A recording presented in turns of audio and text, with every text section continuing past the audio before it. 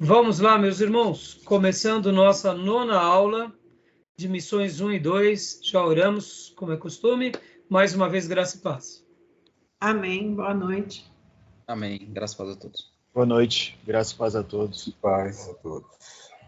Lembrando que as nossas aulas são gravadas para a gente poder utilizar depois esse material, ruminando neles, e também, quem sabe, utilizar futuramente como material de EAD, para aqueles que realmente quiserem fazer o curso em EAD.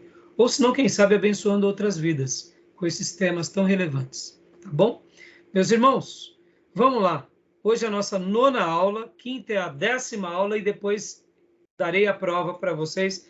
Encerramos esse bimestre, encerramos o ano letivo e vamos retomar o ano letivo na primeira terça-feira de fevereiro, sempre. Primeira terça-feira de fevereiro, sempre inicia o nosso ano letivo. E também na primeira terça de agosto ou na última semana de julho. Aí a gente vê conforme for o calendário. Mas na primeira terça-feira de fevereiro é a aula inaugural, a abertura do nosso ano letivo. Tá bom, meus irmãos? Então vamos lá, meus irmãos. Hoje a gente vai estar falando um pouco mais sobre vários outros temas que eu separei para vocês. Eu separei aqui algumas pautas, né? Eu quero gastar um minuto lendo o texto bíblico e falando sobre a questão de um tipo de obreiro que Deus usa na igreja, Deus usa no evangelismo e principalmente em missões. Depois estarei falando sobre missão integral na igreja, missão na igreja local.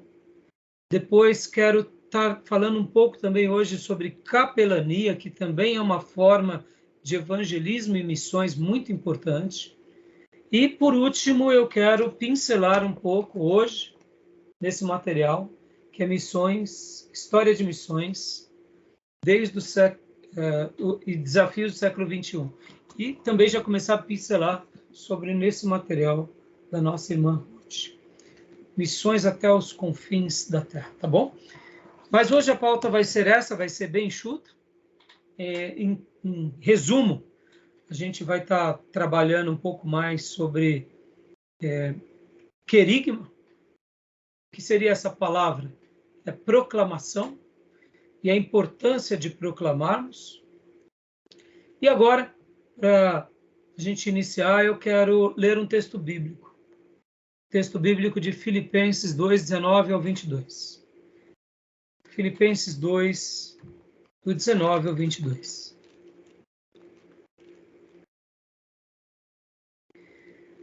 Quero falar um pouco aqui, gastar uns minutos conversando com vocês sobre o tipo de obreiro que Deus sempre vai usar.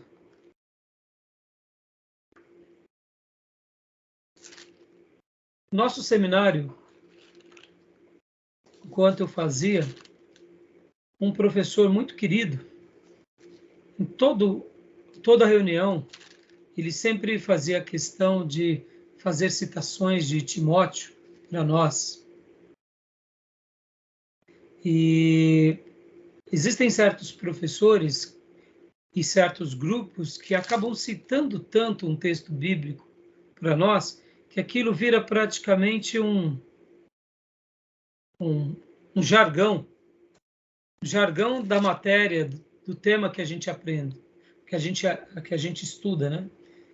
E eu lembro que o nosso professor Luiz Henrique, ele costumava citar: procura apresentar-te a Deus aprovado, como obreiro, que não tem do que se vergonhar e que maneja bem a palavra da verdade. Procura apresentar-se a Deus aprovado. Esse texto de Paulo a Timóteo. Mas eu queria agora trazer uma característica dessa aprovação para vocês, que está aqui em Filipenses 2, que é também Paulo, mais uma vez, falando de Timóteo. E aí eu quero refletir com vocês sobre esse texto.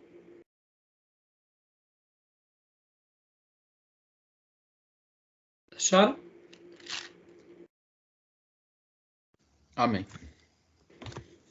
Pode ler para nós, pastor, por gentileza? Qual que é o versículo mesmo, pastor? 2? Filipenses 2. Filipenses 2, 19 ao 22. Espero no Senhor Jesus... Perdão. Espero no Senhor Jesus enviar Timóteo brevemente, para que eu também me sinta animado quando receber notícia de vocês. Não tenho ninguém que, como ele, tenha interesse sincero pelo bem-estar de vocês, pois todos buscam seus próprios interesses e não os de Jesus Cristo. Mas vocês sabem que Timóteo foi aprovado porque serviu comigo no trabalho do Evangelho como um filho ao lado de seu pai.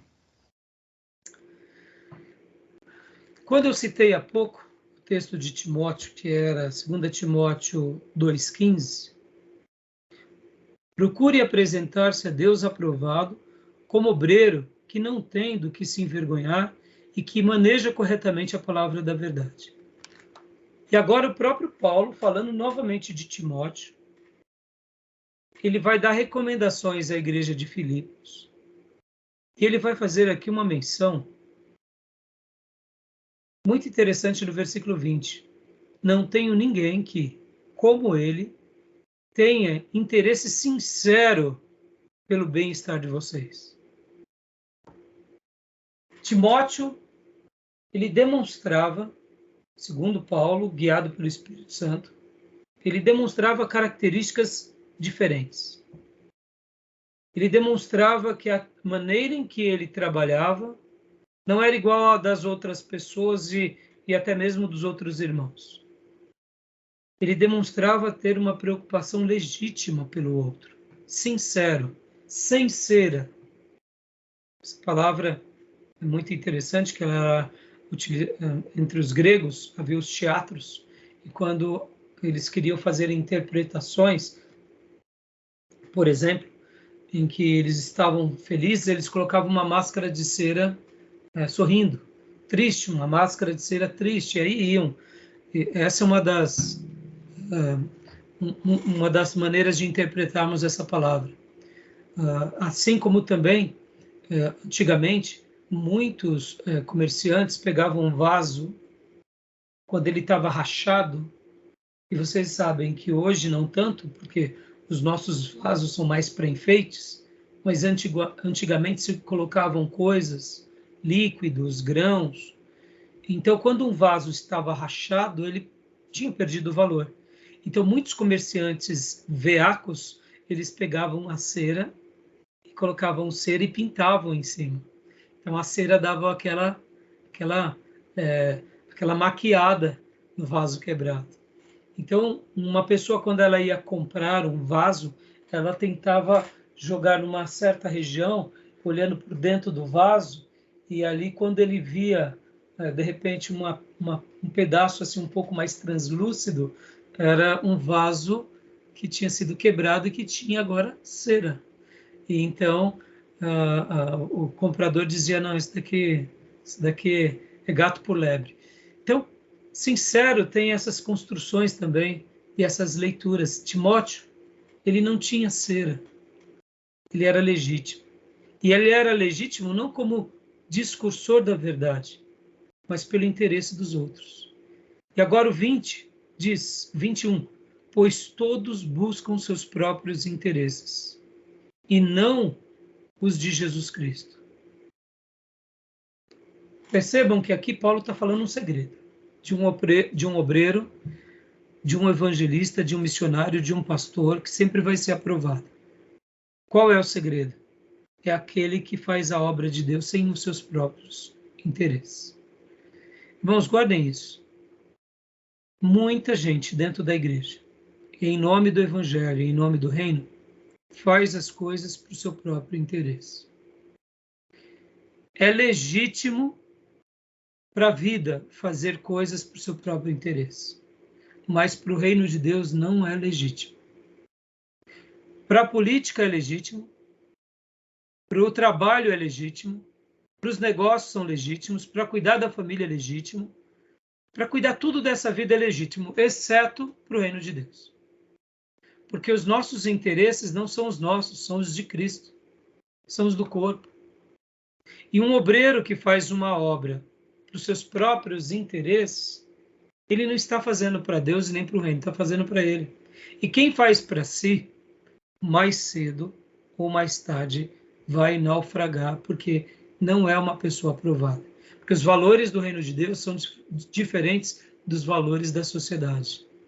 Não tem nada a ver os valores de Deus com os valores do mundo, com os valores da política, com os valores da projeção profissional, da projeção financeira. Isso tudo é legítimo para a vida.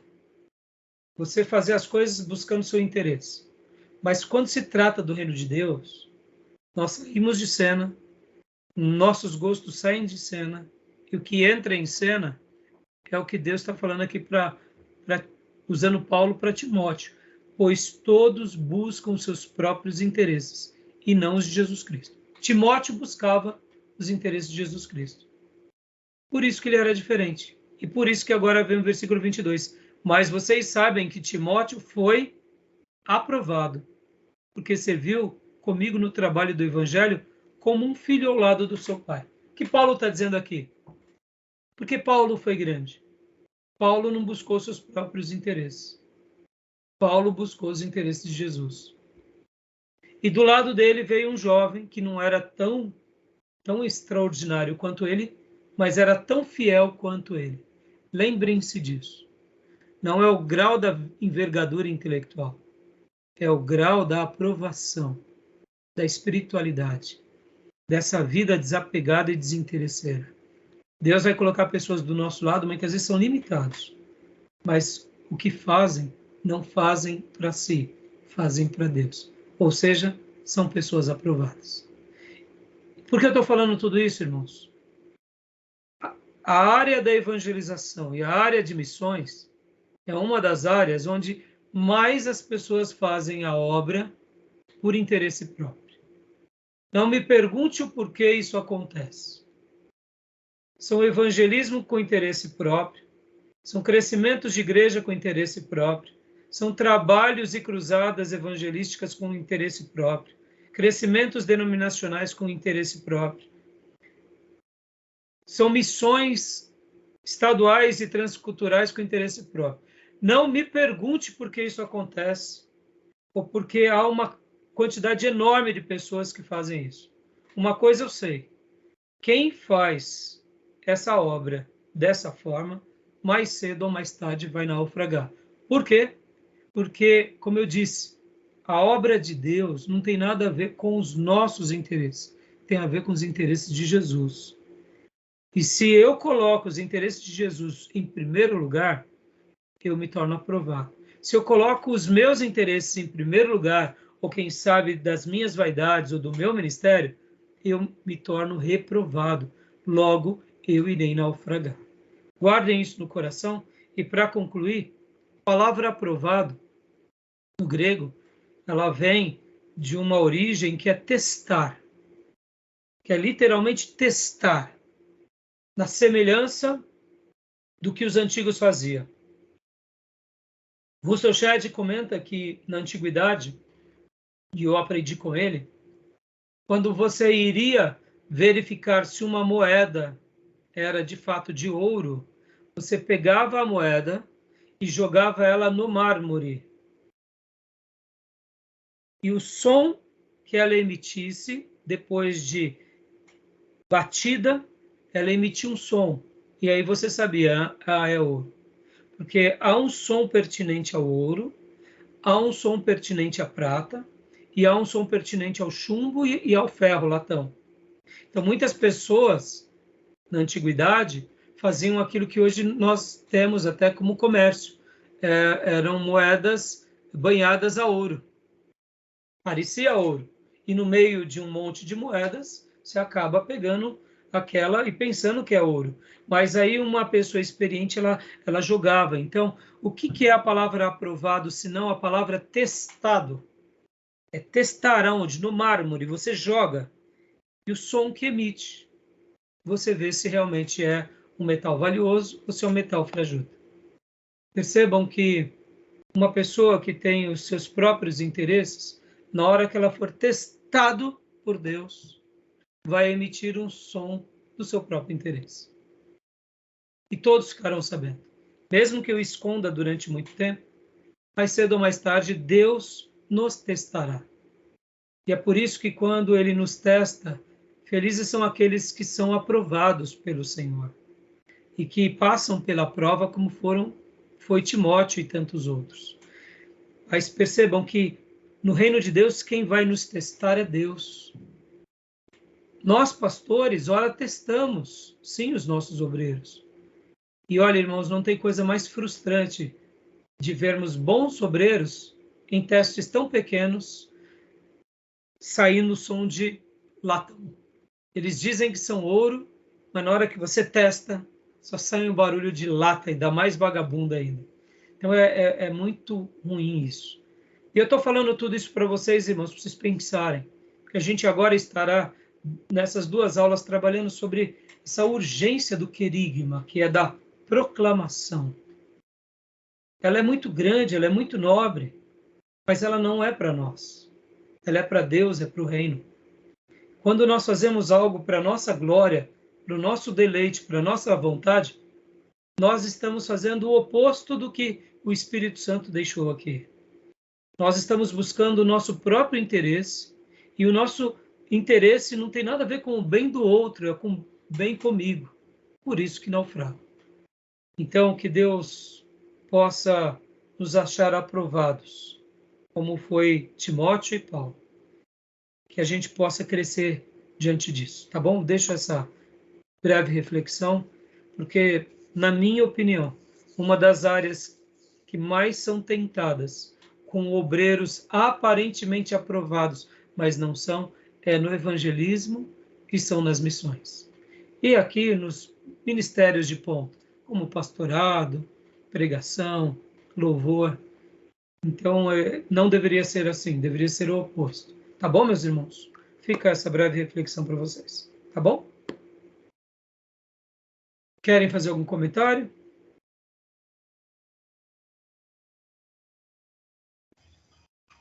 Não. Jóia. Então vamos lá, meus irmãos. Missão integral. Quem já ouviu falar sobre missão integral? Quem já ouviu falar sobre missão integral? Já ouvi falar. O que vocês lembram sobre missão integral da igreja? Ou TMI, Teologia da Missão Integral. O que eu ouvi falar é que são coisas mais recentes. Eu acho que quem, pelo menos no Brasil, assim, talvez tornou isso um pouco mais popular, foi o Ariovaldo Ramos, né? Acho que ele talvez até tenha presidido aí alguma coisa nesse sentido. O pastor Ed René também, o pastor Ariovaldo, e aí tem outros pastores lá cujo nome eu não vou lembrar. Me parece que a proposta é a ideia da missão, e aí o sentido do integral é atuar tanto espiritualmente, mas também prestando socorro aos necessitados, aqueles que são menos favorecidos, os que estão à margem da sociedade. Joia. O que mais, irmãos? O que vocês já ouviram falar sobre esse tema? É um termo que eu já tinha ouvido falar, mas não saberia explicar, não. Júnior? Não, é o que o Johnny falou. Missão integral é a tarefa que amplia um atendimento social. Joia. Meus irmãos, as coisas mudam muito rápido, né? E tem vezes que aquelas velhas palavras sábias nos fazem ver o quanto precisamos de conselho dos anciãos, sempre do nosso lado. Eu me recordo que eu trazia o pastor Enéas Tonini, isso por volta dos anos 2000, para ele pregar no aniversário da nossa igreja. Eu não me recordo se era uma sexta-feira, eu não me recordo, mas era um dia de semana. Eu acho que naqueles dias nós fizemos o aniversário sexta, sábado e domingo. Então eu trouxe ele na sexta-feira para ele fazer a abertura. E ali eu conversava com o pastor Enéas Tonini, nós tínhamos acabado de ter um congresso em Serra Negra, eu acho que 98, 99, e ali nós tínhamos recebido como orador o Ricardo Gondim e o Ed Renekiewicz. E eu conversava com o pastor Ernesto Nini, que eu acompanhava muito esses pastores, e aí ele disse assim, olha, Raimundo, o Gondim, ele gosta muito da esquerda, né? Naqueles dias, irmão, isso no ano 2000. É mesmo, pastor? Ele falou, a família dele, o pai dele, a história dele é de esquerda. Então, bom a gente tomar um cuidado. Naqueles dias, o pastor Enéas devia estar por volta de uns 88 anos, 85 anos. Ele morreu com 101. Então, olha só que interessante, irmãos. Quando ele falou isso, naqueles dias, a gente não via essa polarização tão grande.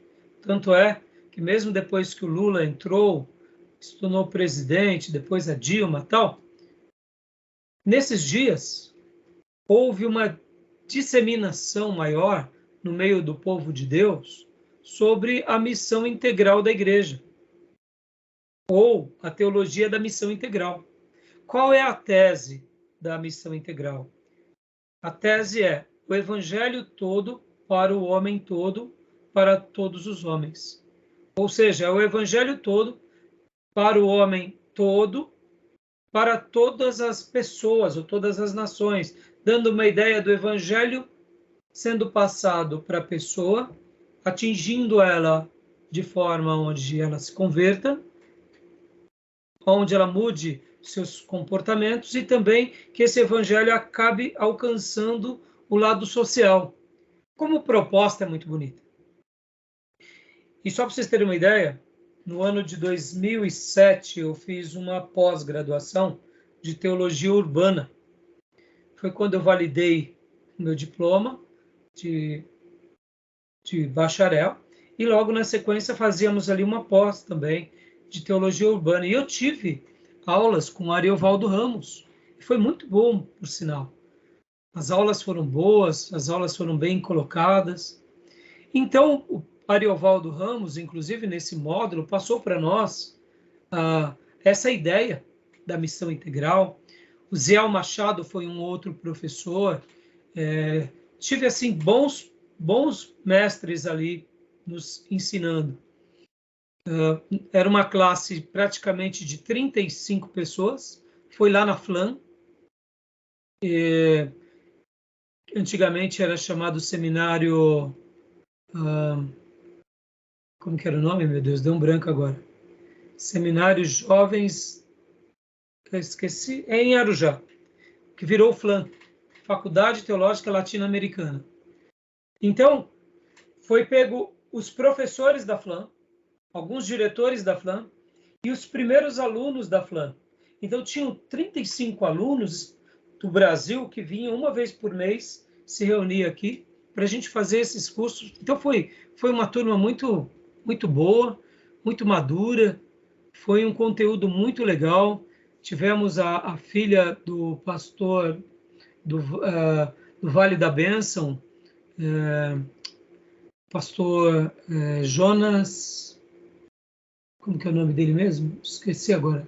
Desculpe a minha memória, viu, irmãos? Já eu lembro.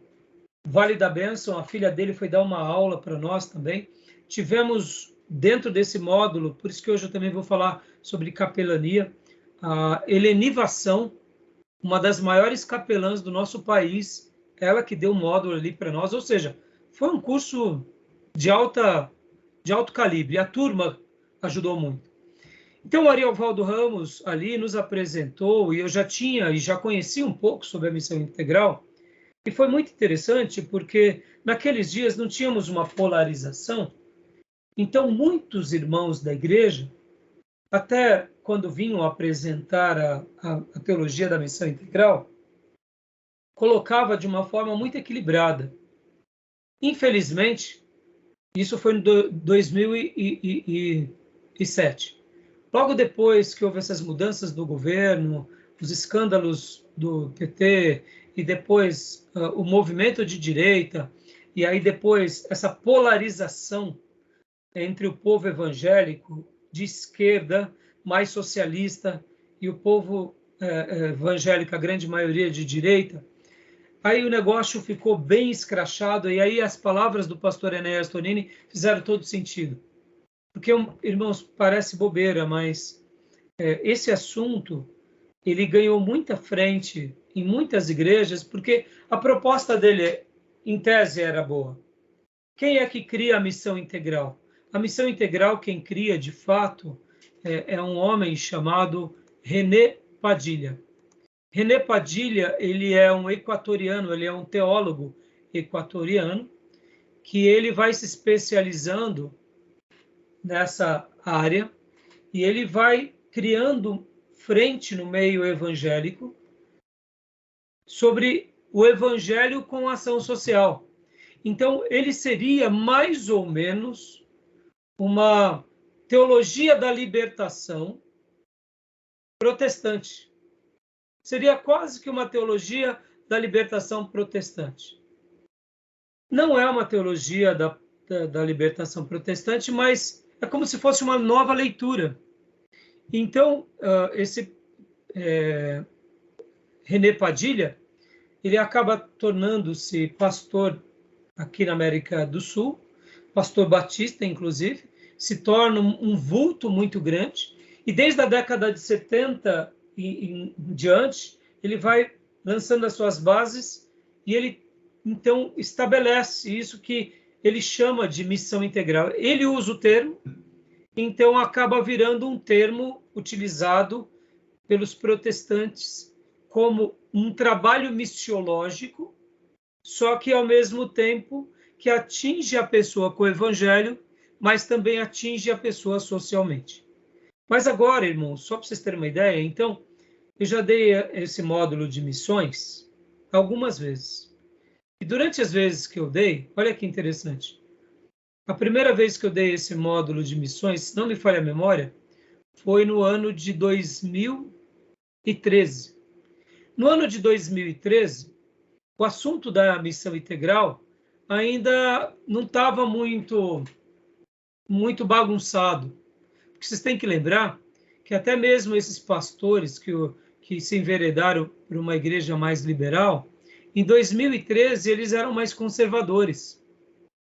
Você tem aí o próprio Ed Renekiewicz, o próprio Ricardo Gondim e o próprio Ariovaldo Ramos, eles estavam ainda bem inseridos aonde? Na comunidade protestante e bem inseridos fazendo um trabalho com relação às suas mensagens e bem aceito ainda no meio protestante de um modo geral. Mas depois disso que as coisas começaram a mudar bastante. Então, eu dei essa matéria lá por volta de 2013, se não me engano, tornei a dar em 2020.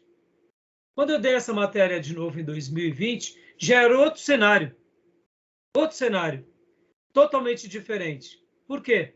Porque havia já uma polarização imensa no meio do povo de Deus. Eu dei a primeira vez essa matéria no ano de 2012, e depois eu dei em 2014, depois eu dei em 2017, depois eu dei em 2020. Foram essas as turmas que eu dei, mesclando entre básico e médio. Então, olha só que interessante, mas se eu não me engano, foi 2013 para o médio e 2020 para o médio, se não me falha a memória. Foi alguma coisa assim. Então, o que acontece, irmãos? Nesses anos, já mais recente, nós notávamos o seguinte, que a missão integral virou militância de esquerda. Ou seja, perdeu a sua essência, perdeu aquela beleza, perdeu aquela identidade. Então, eu já estou antecipando isso porque, olha só, em menos de 10 anos, algo que outrora tínhamos um apreço, porque, irmãos, vamos parar aqui para pensar um pouco. Lembra que nas aulas passadas eu comentei com vocês sobre o Exército da Salvação? O que o Exército da Salvação é, senão um trabalho de evangelismo e de ação social? Não é isso? Então, poderíamos dizer que o Exército da Salvação faz missão integral. Concordam? Será só o Exército da Salvação que faz isso? Não. Muitos outros irmãos fazem algo assim, só que não tiveram tanta expressão nacional ou mundial. A missão integral, ela recebeu uma conotação especial, porque na América do Sul ela teve uma aceitação muito grande, então ela acaba, vamos dizer assim, sendo muito conhecida, muito defendida e muito apreciada mesmo. Porque você concorda, irmãos? Não é fácil fazer uma obra de missões. Muitas vezes nós vamos chegar num outro país para a gente realizar uma obra de missões. Aquela região é muito precária. Como que a gente vai falar do amor de Deus sem levar ali o mínimo possível para aquelas pessoas? Então, é uma estratégia. Só que, com esse viés e com essa militância esquerdista, acaba virando um evangelho mais baseado em obras. Podem ver que quem gosta da missão integral, ou quem gosta de fazer um trabalho social mais baseado nas obras, ele acaba sendo um defensor desses militantes que gostam mais do comunismo, e sem que, me permitam aqui a minha crítica, tá, irmãos? A gente infelizmente vê isso. Dá para ver que o pessoal que milita na esquerda, eles são muito radicais no sentido de eles não consideram, por exemplo, eu mandei hoje para vocês um vídeo, não foi? Vocês chegaram a ver o vídeo? Sim. Vocês notam que quando eles vão falar de uma tradição, eles falam de uma tradição denotando um desapreço, que é uma tradição ultrapassada, antiquada, que não faz nada. Há uma crítica exagerada. Percebe que o pessoal hoje está bem polarizado. Por isso que eu disse, há 10 anos atrás não estava assim, porque estava todo mundo junto. Desroturo de reacionários. Sim. Né? E você vê como que eles defendem, né, Júnior e irmãos? É como se eles fossem só os certos da história e o resto tudo errado. Sim. Então fica uma coisa muito desagradável, porque aí a gente vai para a troca de farpas. Por isso que o pessoal mais comunista, mais ideológico gosta. O pessoal de direita também extrema gosta disso. Eu também acho, irmãos, irmãos, nós somos cristãos.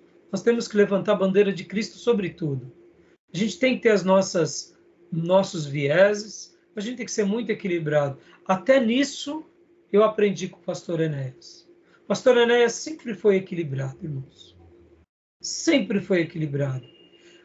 Como eu disse para vocês, ele me disse essa palavra do pai do Ricardo Gondim ali por volta do ano 2000. Isso tem 23 anos, 24 anos atrás. Ele falava, cuidado com o pessoal de esquerda, Raimundo. Ele só falava isso. Por quê? Porque ele passou pela ditadura, ele sabia o que era isso. Ele sabia o que era o movimento de direita e esquerda, mesmo vivendo uma aparente paz. Sabe, muitas vezes o mundo está numa aparente paz, mas as pessoas, elas ainda continuam nos seus postulados e elas só estão esperando um motivo para se tornar reacionárias, né? Para se tornar defensoras. Então, hoje, quando a gente vai falar de missão integral, eu gostaria de falar um pouco com vocês e, ao mesmo tempo, dizer, conheçam, estudem e tomem muito cuidado. Porque, senão, quando vocês forem ver, sem que vocês percebam, vocês já estão militando numa causa política acima da causa do Evangelho. E estão fazendo obra social achando que isso leva para o céu. E não é essa a premissa. A premissa é a salvação e a proclamação do Evangelho, e por essa razão fazemos obras. E aqui eu não preciso defender pentecostais históricos. Nós somos um povo de 500 anos de história, de muitos acertos e alguns erros, como qualquer um. Então, nós, protestantes, de uma forma geral, e principalmente aqui os nossos irmãos históricos, e aqui a gente pode já colocar até mesmo a Igreja Pentecostal Brasileira como histórica, porque ela tem mais de 100 anos, já fez história. Então, eles tiveram muitos acertos e tiveram erros. Então, a gente não pode achar que, porque eles não fazem como esse grupo, vamos supor que fôssemos da missão integral. Então, quem não é dos nossos é contra nós. Tolice isso é uma tolice. Então, eu tinha, no passado, gastado um tempão trabalhando sobre esse tema, mas em virtude dessas mudanças, eu vou passar para vocês depois vários vídeos para que vocês assistam, para que vocês aprimorem esse assunto, para que vocês, quando forem fazer evangelismo ou missão estadual, ou mesmo transcultural, ou mesmo mundial, vocês tenham um certo cuidado com essas linhas, tanto missão integral, como teologia da libertação, como qualquer um que tem um viés mais ideológico acima do evangelho. Tá bom? Tudo bem? Tranquilo, meus irmãos? E eu tinha separado aqui um texto para a gente ler agora, e na minha apostila que eu passei para vocês, eu tenho alguns artigos, inclusive esses artigos vocês podem estar vendo e lendo depois para vocês se aprimorarem mais, tá bom? Eu vou então compartilhar agora com vocês aqui a minha apostila. Mas deu para entender o que é a missão integral? Sim. A síntese dele, a frase deles é: o evangelho todo para o homem todo. Já ouvi isso aí, esse slogan aí, era muito... E é bonito. Bonito. É bonito, mas quando ele tem um viés ideológico, ele perde a beleza. A ideologia política, né, de esquerda que é colocada, né? É. A semelhança que você falou da teologia da libertação, Leonardo Boff. Exatamente. A área da Igreja Católica, tem uma ala lá, etc. Então, ele Exatamente. é um socialismo puro, né? Socialismo puro misturado ao cristianismo. E é uma pena, irmãos, porque mesmo que a gente veja, e aqui, ó, irmãos, eu digo isso com muito pesar, tá? Eu acompanhava muito o Ariovaldo Ramos, acompanhava muito o Ed René e o Ricardo Gondim. Quando houve a mudança na chave do Ed René e do Gondim? Quando eles foram fazer o mestrado na Faculdade Metodista. Eu lembro disso porque eu me recordo desses momentos, porque eu quando eu gosto de alguém, irmãos, eu caminho junto. Então eu ouvi o Ed René Kivitz e o Gondim toda semana. Eu acompanhava eles, por causa que eu dava um jeito de pegar os materiais, eu sabia o que eles estavam pregando nas igrejas deles. Quando eu não ia para os congressos, eu pegava o material deles. Eu tenho uma coleção aqui dessa cruzada, desse trabalho, que foi lá em Serra Negra, se eu não me engano, em 98. Irmão, foi maravilhoso.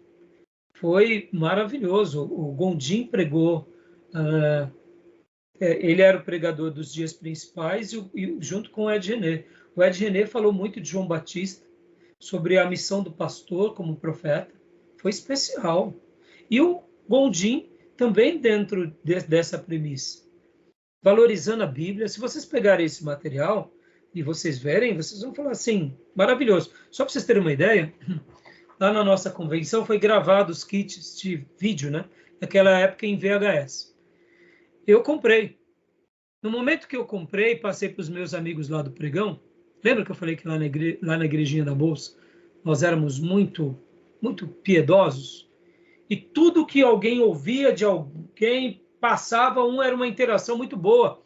E eu falei, pessoal, vocês nem imaginam para onde eu vou. Para onde? Eu vou ouvir o Ed René e o Ricardo Gondim. Eu não acredito, pastor. Aí fui para o congresso, voltei, trouxe o material e passei para os irmãos. Na hora que eu passei para os irmãos, eu lembro que nós arrematamos todas as fitas restantes lá da convenção. Os irmãos do pregão levaram para os seus pastores, para as suas igrejas. Tamanha foi a preciosidade. Bíblico, escriturístico, cristocêntrico. Então, isso foi durante vários anos. Ali por volta do ano 2005, eles foram fazer o mestrado na Metodista de Rude Ramos. Eu digo que eu sei disso porque, nesse período do mestrado, uma ovelha de um pastor amigo meu estava fazendo mestrado junto com eles, que é a professora Luana Golim. E a professora Luana Golim, ela inclusive veio nas nossas aulas inaugurais. No nosso canal tem palestras dela. Ela já convidei ela e o marido dela para fazer aberturas de anos teológicos. E ela continua dando aula lá no Metodista Livre. E o que acontece? Nesse período, tanto o Ricardo Gondim quanto o Ed René começaram a se enveredar mais para aquilo que a gente chama de teísmo aberto. E ali eles começaram a mudar. Primeiro o Gondim, depois o Ed René. E ali eu já comecei a ver uma mudança. Naqueles períodos, o Ariovaldo Ramos ainda não tinha mudado tanto. Logo depois, o Ariovaldo também começou a ir por esses caminhos. Vocês sabem que o Ariovaldo ele é teólogo e ele é filósofo. Mas, infelizmente, na questão política, o Ariovaldo Ramos ele sempre foi um militante muito grande do PT. E, em virtude disso, acabaram fazendo toda essa defesa ideológica. E aí, irmãos, olha, eu acho que eu lamento, porque os nossos irmãos, se eles tivessem noção do quanto eles perderam com isso, mas eles estão satisfeitos com isso, né? Então, a gente só lamenta. Mas a gente, como teologia, como pensadores, a gente não pode deixar de estudar um assunto, conhecer o assunto. Por quê? Porque uma hora Deus pode encaminhar vocês para um trabalho, Deus pode encaminhar vocês para um ministério ou membros das nossas igrejas, e a gente vai ter que saber fazer um trabalho de evangelismo e ação social com muito equilíbrio, sem ir para questões ideológicas. Pastor Rai, é possível? Claro que é possível. É possível a gente ser crente de verdade sem ser um direita fanático, que também, na minha opinião, está errado. Né? Porque o púlpito não é para a gente falar de direita, o púlpito é para a gente falar de Bíblia. E podem ver que hoje muitos irmãos nossos que são de direita extrema são de direita extrema enquanto estão ganhando alguma coisa. Amanhã que a direita estiver suja, que a direita estiver maculada, eles vão virar para o time que está ganhando. Muitos pregadores são assim, porque no passado fizeram isso. Então, irmãos, a gente tem que ter muita firmeza no que a gente faz no culto, tá bom? Então, eu queria agora só ler rapidamente com vocês aqui a missão integral. Mas deu para entender o que é a missão integral, né, irmãos? Ficou com alguma dúvida? Não? Então, Tá tranquilo. Então vamos lá. Júnior, leia para nós, por favor, meu irmão.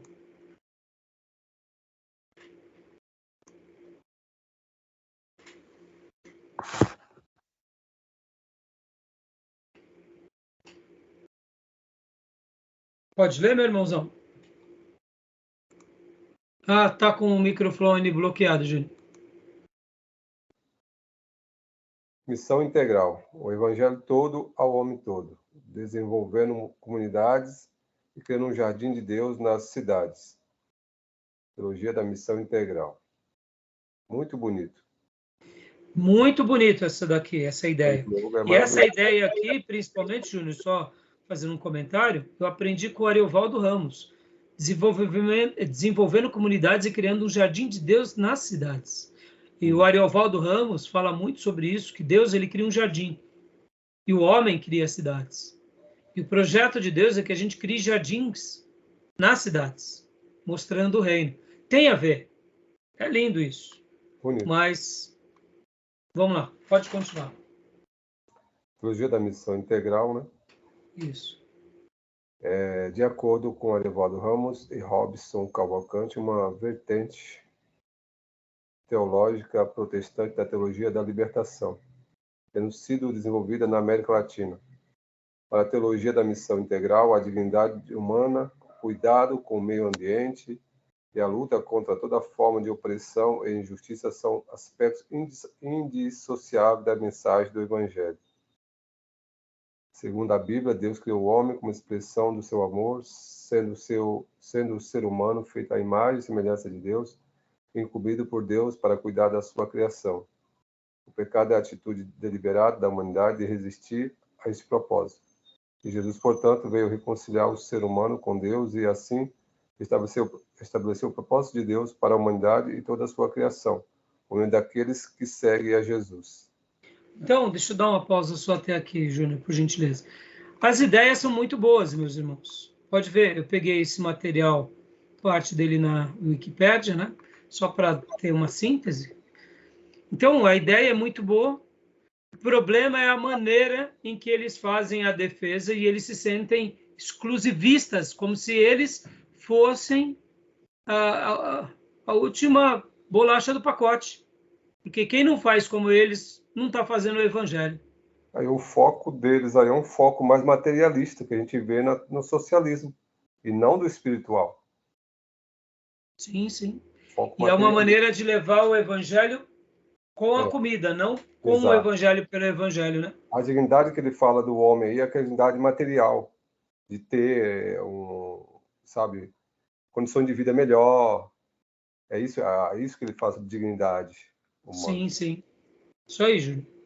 Então, vamos lá, aqui, a teologia da missão integral. A teologia da missão integral, portanto, não se restringe à relação entre Deus e o indivíduo, mas contempla também a transformação das relações humanas e das relações dos seres humanos com o meio ambiente, que é parte da criação de Deus. Então, ou seja, nós sabemos disso. Irmão, a gente não precisa ser muito esperto para saber que o ser humano, onde ele põe a sua mão, ele cria lixo. E que nós, como igreja, devemos ser diferentes. Nós não devemos criar lixo, nós devemos reciclar as coisas. Sim. Dando aquela ideia de preservação.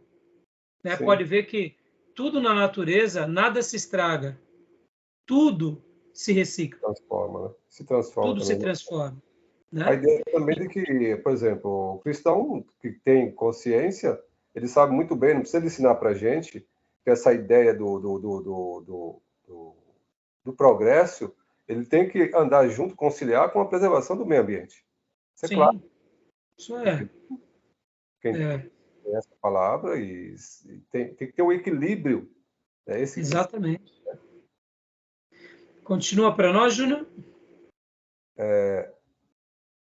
Os evangélicos ligados a diferentes igrejas no Brasil têm aderido à teologia da missão integral, pois não trata das questões do batismo no Espírito Santo e dos dons espirituais, que divide os evangélicos no Brasil em pentecostais e não pentecostais.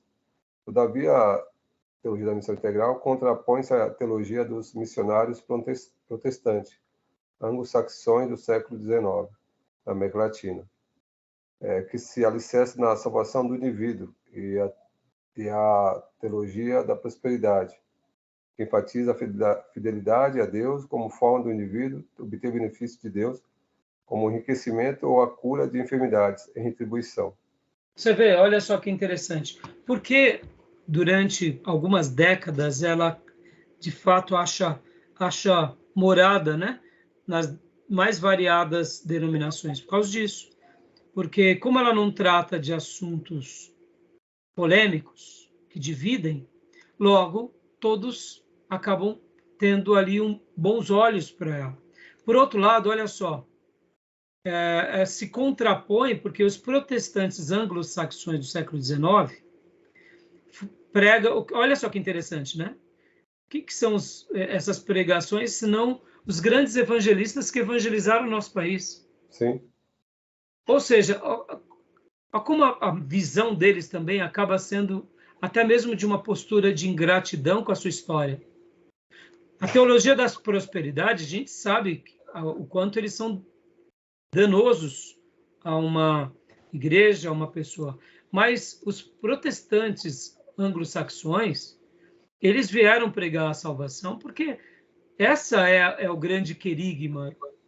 Essa é o central do evangelho. É o tema central. E aí, agora eu digo, eles vieram, pregaram e fizeram também. Quantas foram as escolas, quantas foram as igrejas que foram levantadas com recursos de missionários ou de irmãos dos países que enviaram? Claro. Quantos foram as famílias ajudadas por esses... Ou seja, houve, de fato, um trabalho social. Claro. Negar isso é dizer o seguinte, que eles não fizeram nada a não ser pregar. Vocês veem como a maneira deles sempre é tendenciosa, né? Aqui uma outra coisa interessante, irmãos, essa questão, né, da lixo, né, de criar, né, essa questão da transformação. A gente sabe que tudo isso é muito importante. A gente sabe que não precisamos ser muito reflexivo sobre esse assunto. Hoje, as empresas que querem despontar como empresas protagonistas, elas sabem que tem que cuidar do planeta. Olha o que a Braskem está passando agora. Sim. A maior petroquímica do Brasil. É uma empresa, irmãos, eu estou acompanhando essa empresa tem pelo menos um ano e pouco. É uma empresa admirável. Mas onde está o calcanhar de Aquiles dela? O calcanhar de Aquiles dela foi o quê? A politicagem, o conchavo, a maneira em que eles recebiam o alvará para explorar de forma predatória. Por quê? Porque, ao mesmo tempo, parte desse dinheiro deduzimos que ia para as campanhas dos estados, do município.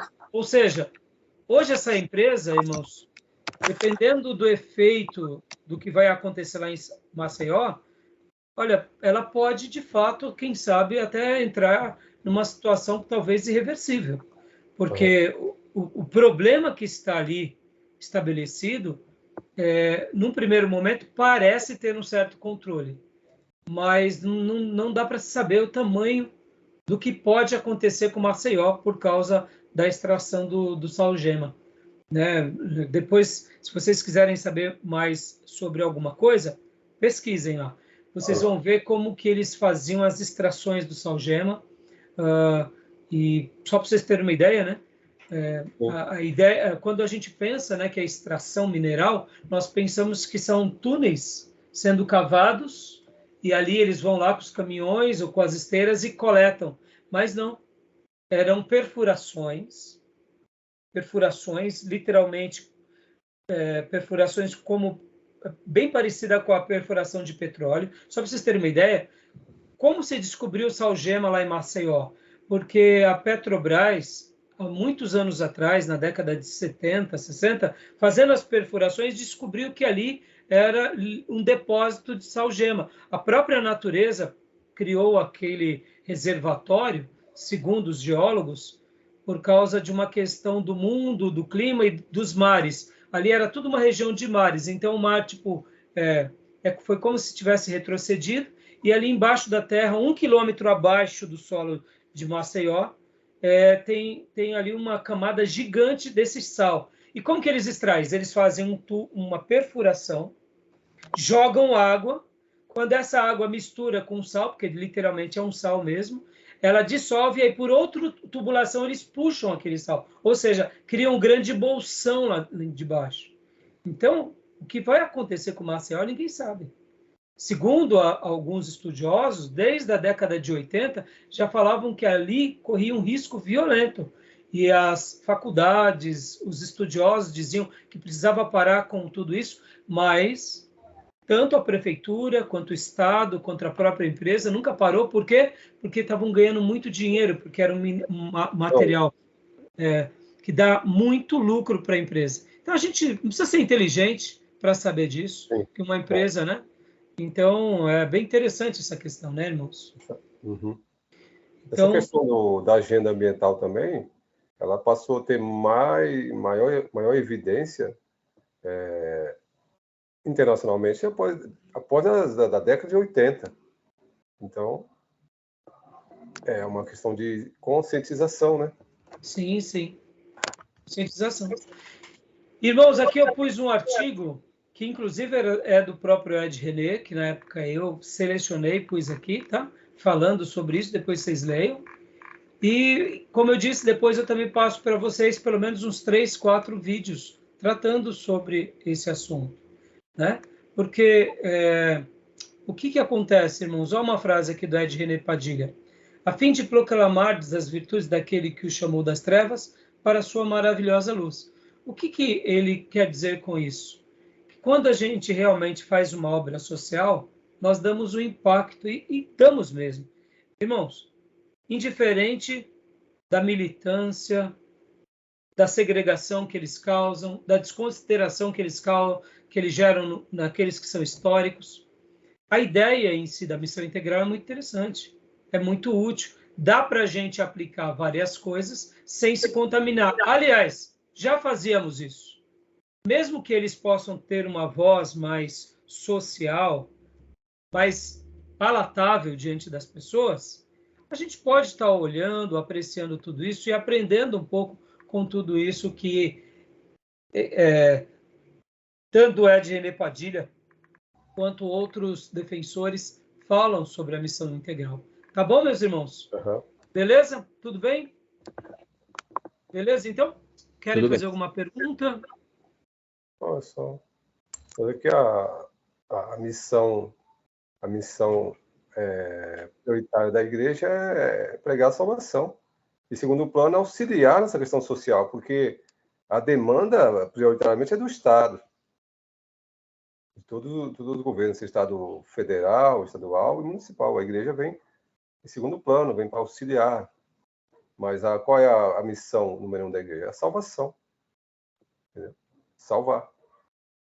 É claro, né, Júnior, que nós sabemos e entendemos, né, de uma forma bem madura, que o evangelho todo ao homem todo leva a um desenvolvimento. Mas o desenvolvimento é o resultado. É. Por exemplo, estamos aqui e não tenho dúvida que Deus nos prosperará e nos abençoará.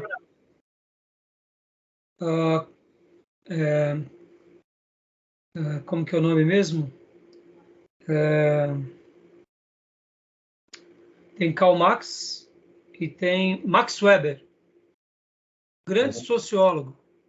Alemão, né? Ele falava o seguinte, Max Weber, que naturalmente o protestantismo gera riqueza. Porque, olha só que interessante, irmãos. Por isso que o socialismo, o comunismo, Karl Marx vai falar que o capitalismo ele nasce do protestantismo e eles tentam colocar ali uma visão até doentia desse capitalismo exacerbado, mas seria mais como uma distorção de propósito para justificar o socialismo. Mas vamos falar aqui abertamente. O que acontecia antes da Reforma Protestante? Tínhamos o rei, tínhamos a religião com o Papa, e eles dominavam sobre todos. Então, uma pessoa que nascia numa família de ferreiro, os seus filhos seriam o quê? Ferreiro. Pastor de ovelhas, os seus filhos seriam o quê? Pastor. Iam ter algumas exceções? Iam. Quando? Numa guerra em que algum pastor, algum ferreiro se destacava ali como soldado e ali ele passava para ser parte do exército. Mas era uma exceção. Artesão, né? Um artesão, um construtor. Com a Reforma Protestante, houve acesso ao conhecimento, houve essa libertação intelectual. Então, diante dessa premissa, você estava liberto de tudo, inclusive desse legado, dessa tradição que te escravizava. O filho do ferreiro, ele iria ser ferreiro se ele quisesse. Mas se ele tivesse aptidões intelectuais, ele iria ser um professor universitário.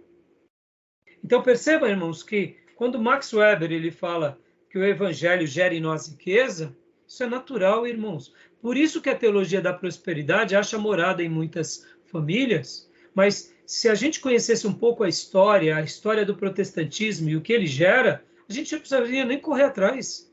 Porque uma família que se converte, essa família, a sua próxima geração ou a segunda seguinte, com certeza será rico. Porque esse pai que se converte que é um operário, o filho dele já não vai ser mais um operário, o filho dele vai ser um universitário. E as outras gerações serão todos universitários e empresários. Logo, criou riqueza na família. Criou independência. Sim. É dada oportunidade, de acordo com a aptidão da pessoa. Então, percebam que a premissa do Evangelho é sempre a proclamação, é a libertação. E o resultado direto e imediato é a prosperidade, que vai acontecer quando? Em algum momento. Exatamente. Então, a teologia da missão integral, ela deve ser vista com equilíbrio por aqueles que estão confortáveis nos seus guetos, mesmo das igrejas históricas, e que se esquecem do próximo, que abandonam o próximo. Só para a gente encerrar aqui esse ponto e a gente ir para um outro ponto e a gente dar como conclusão aqui da nossa matéria de missão integral. Olha só, irmãos. Por que o Rio de Janeiro se tornou um lugar de facção criminosa, um dos primeiros no nosso país? Por quê? Porque os barões do passado que moravam no Rio, quando eles viram que eles poderiam continuar enriquecendo e deixando os pobres às margens e nos morros, eles ficaram muito confortáveis. E assim essa é a história do nosso país, aonde aqueles donos de terras, de gados, fazendas, eles não queriam nem saber para o próximo, nem para o negro, nem para o menos favorecido, e eles estavam achando o quê? Que a gente vai continuar dominando porque somos a elite. E o Rio de Janeiro foi o quê? Foi um dos nossos maiores exemplos do que é o abandono social do nosso próprio povo. Porque a miséria alheia, mais cedo ou mais tarde, se não for na nossa geração, vai ser nas próximas, vai respingar em nós.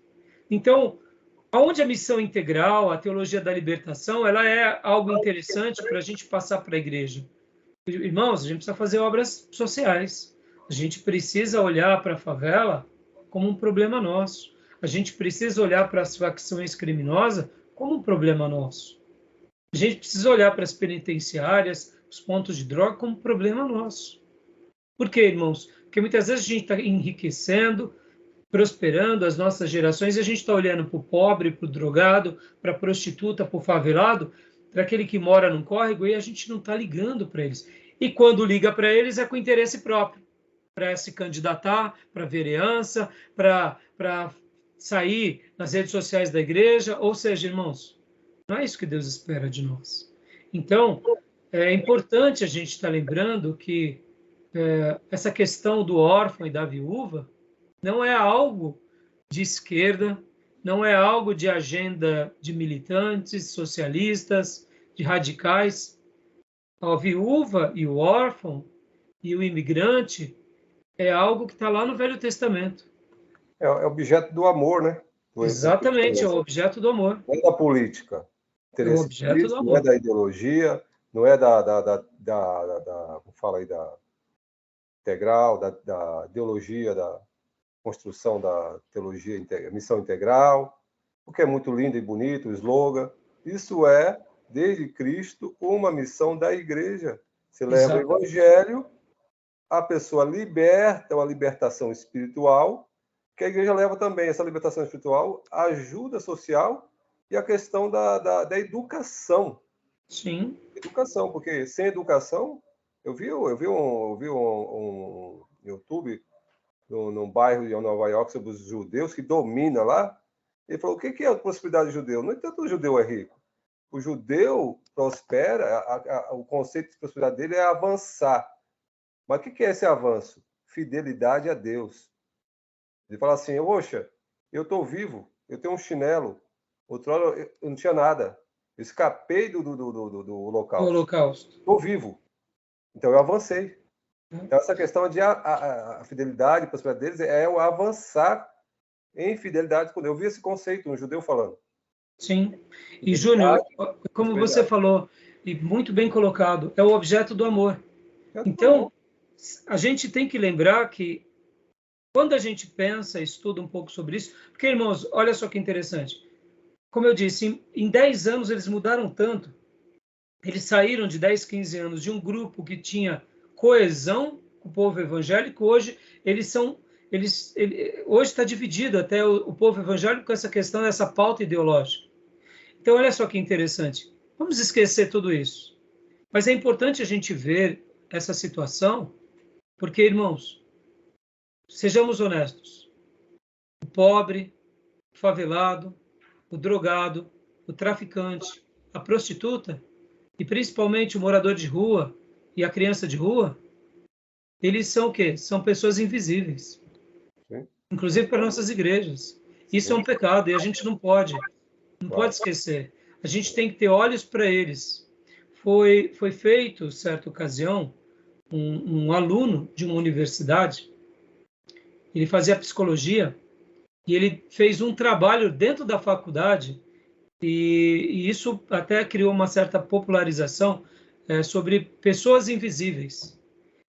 Ele era um aluno de curso de psicologia integral, e durante um mês ele ficou fora da faculdade, vestindo roupas maltrapilhas e dormindo ali com os mendigos. Os próprios amigos dele da faculdade não viram que ele era um dos indigentes. Olha que interessante.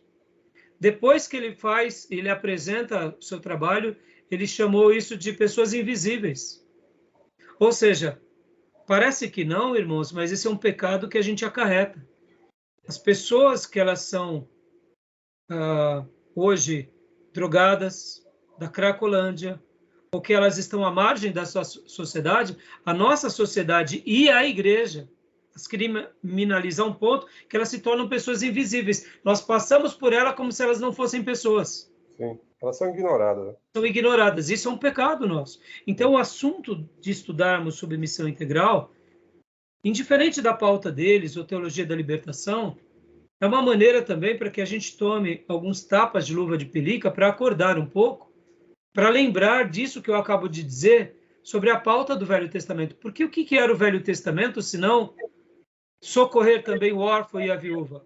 O que Deus estava ensinando para eles? Para que eles fossem solidários com os que sofriam. Porque um povo que é solidário com os que sofrem, Deus abençoa. Quanto mais a gente é solidário com quem sofre, Deus promete bênção sobre nós. E aí, irmãos, aqui fica a conclusão. Na história da igreja de 2000 anos, a gente vai ver movimentos maravilhosos. John Wesley, por exemplo, criando sindicatos, defendendo as pessoas, criando dentro das igrejas escolas. Escola bíblica nasce como um instrumento de educação mesmo, porque as crianças que ficavam lá nas mineradoras não tinham educação, os pais eram muitas vezes, trabalhavam demais para sobreviver. John Wesley abria as igrejas para dar aula de português, no caso de inglês, matemática, ciência. Então a escola bíblica nasce no contexto social. Os sindicatos na Europa nascem como um trabalho social, ou seja, na história do cristianismo, o povo de Deus fez muita coisa. Diferente dessa discussão polarizada, desses que vão se enveredando para caminhos que eles querem, vamos fazer o nosso papel, porque a gente não pode esquecer do órfão e da viúva, como disse Tiago. Essa é a verdadeira religião, tá bom? Outra coisa também é que... E do imigrante, né? Do forasteiro, daquele que precisa de amparo. Diga. Mas tem outra coisa também que as igrejas estão fazendo, só que na verdade ela não está dando visibilidade. O que a mão direita faz, a esquerda não precisa saber. Eu sei que tem muitas igrejas que eu conheço, igreja batista, presbiteriana, que faz um trabalho. Se a gente for analisar, por exemplo, vamos dar um exemplo que não é nem igreja, que tem recurso, né? O Neymar, ele tem lá um local que atende 2.000 crianças. Sim. Mais a despesa que tem. Ou seja, ele cuida, ele trata da escolinha, alimentação, educação, 2.000 pessoas, 2.000 crianças. Parabéns, Júnior. E você falou agora uma coisa que acaba também sendo um tapa de luva de pelica na cara dos esquerdistas que ficam fazendo essa militância, criando essa necessidade de visibilidade, porque tem um monte de gente fazendo muita obra para Deus e não está mostrando. Não está mostrando. E deve ser assim, porque o que a mão direita faz, a esquerda não precisa ficar sabendo, disse Jesus, né? Então é isso aí. Tá bom, meus irmãos? Então depois eu vou estar passando para vocês como material extra e complementar alguns vídeos para que vocês possam assistir sobre esse tema, tá bom? Beleza? Então, vamos passar para o próximo ponto, missão na igreja local, e a gente vai fechar esse bloco e a gente abre outro. Alguém quer fazer alguma pergunta? Tirar alguma dúvida? Deu para entender o que é missão integral, irmãos? Eu só recordei, porque na época nós somos contemporâneos de fé, né? Sim. E esse slogan eu escutava à época. Homem, evangelho integral, homem toda, aquela coisa toda. Virou slogan, né? Sim. Ok. Joia, então, meus irmãos. Então, vou fechar aqui, tá?